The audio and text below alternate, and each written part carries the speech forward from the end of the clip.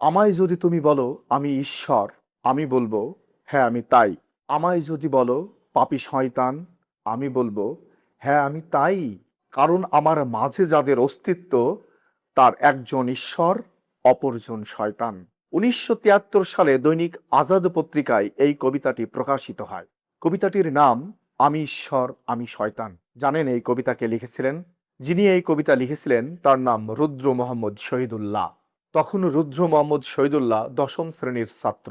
এই একটি কবিতার মাধ্যমেই রুদ্রের মধ্যকার অস্থিরতা, প্রশ্নমুখরতা এবং প্রচলিত নিয়মের বিরুদ্ধে চলার তীব্র প্রবণতা দেখা যায়। পরবর্তীতে রুদ্র যখন বড় হতে থাকে তার মধ্যে এই কবিতার ভিতরে উকি দেওয়া কথাগুলোর চরম বিস্তার দেখা যায়। মূলত এই কবিতাটির মাধ্যমেই রুদ্র মোহাম্মদ শহীদুল্লাহর জীবন দর্শন এবং চিন্তাধারার দ্বার পাঠককুলের কাছে উন্মোচিত হয়ে পড়ে।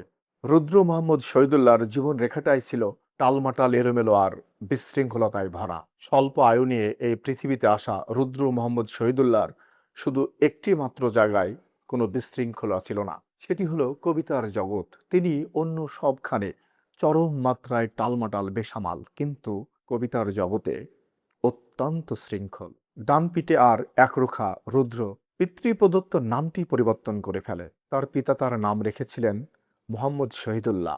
তিনি ঢাকা কলেজে ভর্তি হওয়ার পর সাহিত্য চর্যায় মনোনিবেশ করেন এবং পিতৃপ্রদত্ত নামটি একটানে কেটে দিয়ে লেখেন রুদ্র মোহাম্মদ শহীদুল্লাহ। বাবার দেওয়া নামের মোহাম্মদের বানান ময়কার থেকে করে ফেলেন ময় রস্যুকার, এবং শহীদুল্লাহ নামের বানান হয় দীর্ঘইকার কেটে করে ফেলেন হয় রশ্মি। এতটাই জেদি আর একরোখা ছিলেন রুদ্র মোহাম্মদ শহীদুল্লাহ। নিজের চিন্তা ভাবনাকে কখনো পরাজিত হতে দেননি। যে কোনো মূল্যে নিজের চিন্তাধারাকে ধরে রাখাই ছিল তার অদম্য বৈশিষ্ট্য। বয়স বাড়ার সাথে সাথে রুদ্র মোহাম্মদ শহীদুল্লাহ তার কবিতা আমি ঈশ্বর আমি শয়তান এটিকে আর জনসম্মুখে সেভাবে প্রকাশ করতে চায়নি।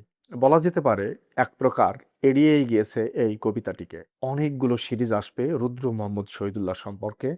তার পুরো জীবনের কাহিনী বিস্তরভাবে তুলে ধরা হবে সামনের দিনগুলিতেই। সাথেই থাকুন, দেখতে থাকুন আমার ভিডিওটি। আর পেজটি ফলো করবেন কি করবেন না, শেয়ার করবেন কি করবেন না ভিডিওগুলো, সেটা একান্তই আপনার নৈতিক ব্যাপার।